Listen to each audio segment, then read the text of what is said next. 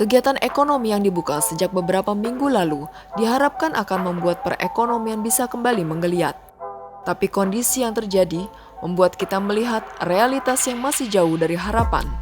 Bahkan World Bank, IMF, dan OECD sudah mengatakan pertumbuhan ekonomi bisa lebih buruk dari estimasi awal mereka. Menurut Nico Lawrence, Head of Research Panin Securitas, revisi atas estimasi pertumbuhan ekonomi tahun ini akan menjadi pressure tersendiri untuk pasar.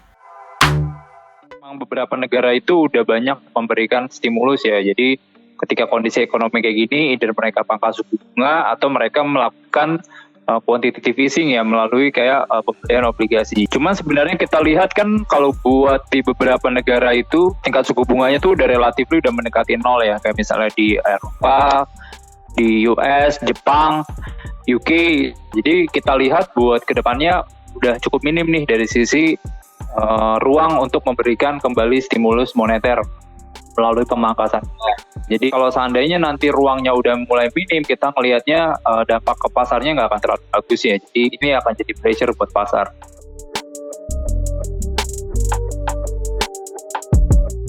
Kalau kita lihat kan kayak Fed itu neracanya tuh udah mulai turun, jadi itu mengindikasikan bahwa udah mulai terbatas nih stimulus yang bisa mereka berikan. Apalagi nanti kan kalau kita lihat kan size of economic loss-nya ini kan cukup gede ya. Jadi kalau di-compare ke 2008 ini lebih buruk ya, karena kan translasinya bukan cuma financial crisis, ini juga ke supply and demand crisis, kerasa banget ke overall and economics secara keseluruhan. Kalau tandanya ruang stimulusnya udah minim, nah ini liquidity ini kan biasanya mereka nyari searching for growth ya, mereka beli obligasi, mereka bisa masuk pasar modal atau mereka bisa masuk ke real investment-nya.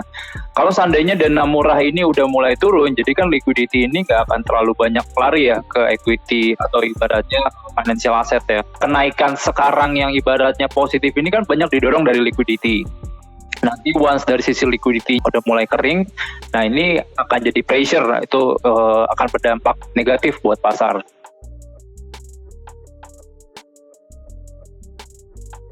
Kalau kita lihat sih kan buat dari Panin ekspektasi buat IISG kan di akhir tahun itu di 5.165 ya.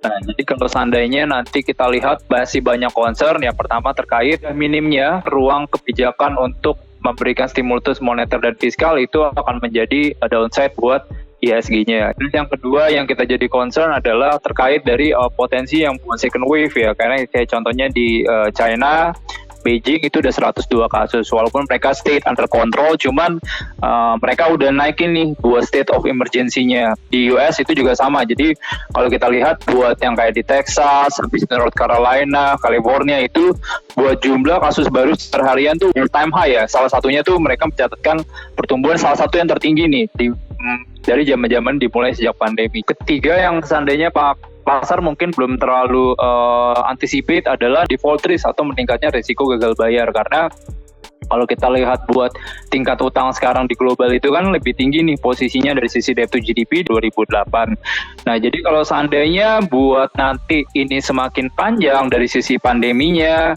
lalu walaupun sebenarnya perekonomian dibuka itu belum memunculkan confidence dari masyarakat, baik dari sisi consumer confidence atau business confidence. Nah, ini translasinya adalah revenue buat beberapa company itu pasti akan lemah.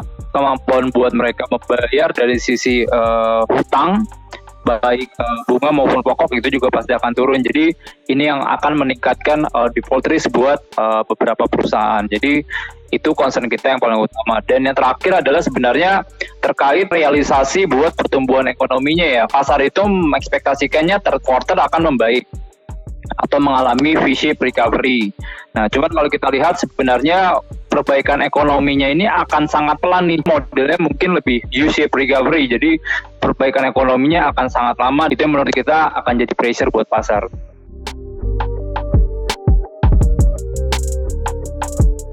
Kita lebih nyaran buat investor itu nggak boleh terlalu agresif dulu nih alokasi asetnya. Downside risk dari sisi estimasi IISG kita masih sangat tinggi, jadi kita lebih menyarankan buat lebih defensif, buat portfolio equity mungkin hanya 30-50% at max. Nah, jadi kita belum bisa masuk ke aggressive level yang mungkin porsi equity-nya bisa sampai 70-90%.